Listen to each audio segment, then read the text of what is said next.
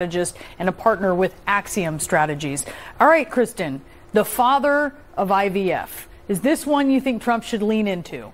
You know, I don't really know what that means, but I do know that Trump has been, for our party, on the forefront of promoting IVF women's health. I mean, when you look back to the primary of last year, Trump was getting hit by his opponents in the primary for being too moderate on issues like abortion and women's health and IVF. So go back to that decision in Alabama. Trump was one of the first Republicans to come out and say, whoa, whoa, whoa, we are not going to do anything to harm that, to get in the way of it.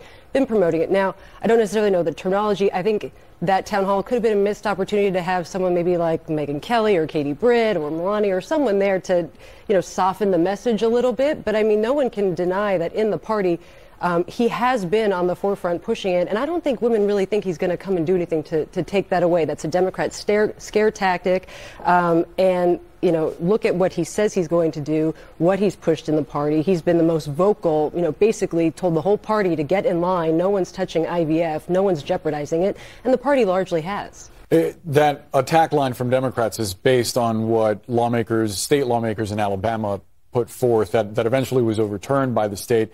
Megyn, I'm curious, though, what you think Trump is trying to do here, because to Kristin's point, Trump caught a lot of Republicans off guard, saying that the federal government should pay for IVF.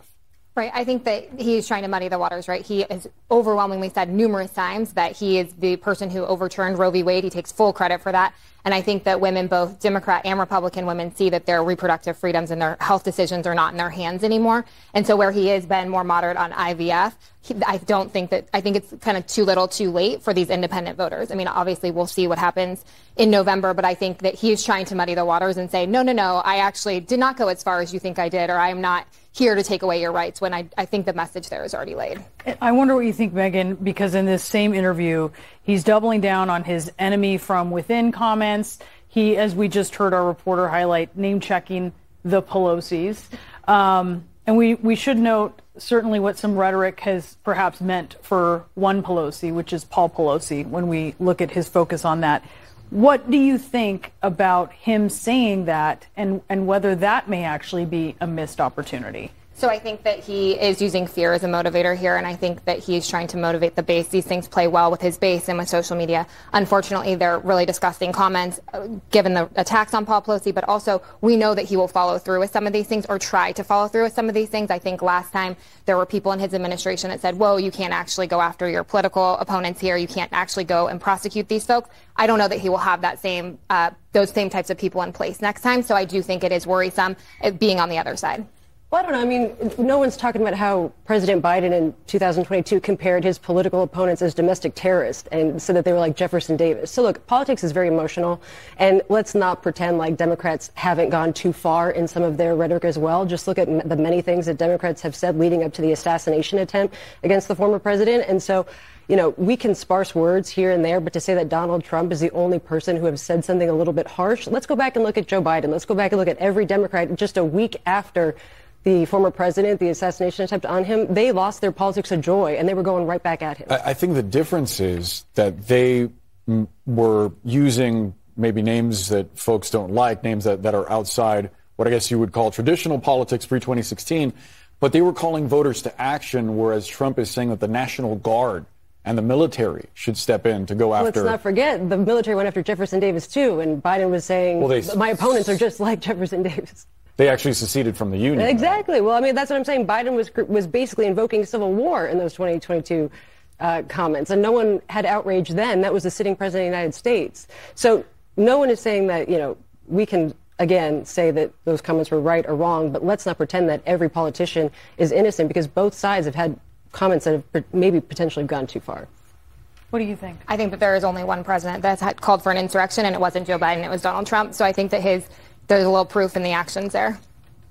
So, Kristin, Trump is taping an interview with Univision today. He's trying to court Latino support.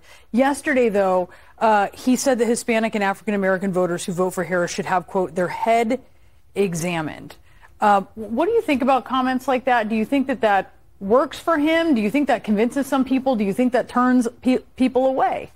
Looking at the two campaigns, they have two very distinct strategies. I do think the Trump campaign is a base turnout strategy. And so I think if you like Donald Trump, you're going to double down and say, yeah, I can't believe someone's not going to vote for him. If you're a disaffected Republican or an independent or maybe an undecided, you're probably going to take a step back and say, I don't think that's very helpful. He said the same thing about Jewish voters and Catholic voters. And, some of us kind of looked and said, I don't know if that was the best way to say that. So I don't think it brings people over, but it gins up the base for sure. Now, look at Harris. I think she is, making those overtures to Republicans and to undecideds. Now, it's going to whoever is going to win, it's going to be the kind of election we're going to have. If this is a base election, Harris is not going to win. If this is going to be the kind of election where it's going to be decided on the margins in places like Washington, Pennsylvania, or elsewhere, then Harris might luck out. But it's a totally two different strategies. That was a base play, and she is playing more to those undecided voters. How do you see the outreach, Megan, for Harris going after Black and Latino voters and also Republicans tonight? I think it's a smart strategy. You have to meet voters where you are. I think that people get their news sources now and get their information from all different areas and all different corners of the internet and TV. So I do think it's a smart strategy on her part. But I do think that you're right that there is a base play from Trump and people aren't going to do that. I actually think that people are less undecided and it's more about who's going to turn out. So if you're going to say things that are going to sort of affect your moderate conservatives, they may not turn out where that will impact the actual outcome. Megan and Kristin, thank you so much to both of you. We really appreciate it. Appreciate the conversation. Still to come, sources telling CNN that Israel is ready to respond to Iran's ballistic missile attack ahead, exactly when U.S. officials believe it could be launched. And it's been decades since the